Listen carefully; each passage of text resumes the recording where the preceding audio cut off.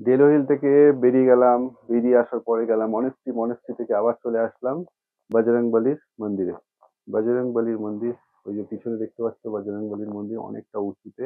রাস্তা থেকে, রাস্তা তো অনেক নিচে, মানে কি বলবো, রাস্তা অনেকটা মানে অনেকটাই নিচে। এখন উঠে পুরো হাঁপিয়ে গেছি। আর এই মন্দিরটা অনেকটা উঁচুতে রয়েছে, কিন্তু আমি উঠছি না, কারণ আমি যেহেতু জুতো পরে রয়েছি তাই উঠছি না।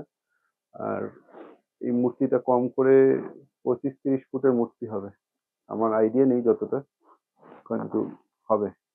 এখানটায় রয়েছে গণেশজির মূর্তি, গণেশ ঠাকুরের মূর্তি আছে এখানে।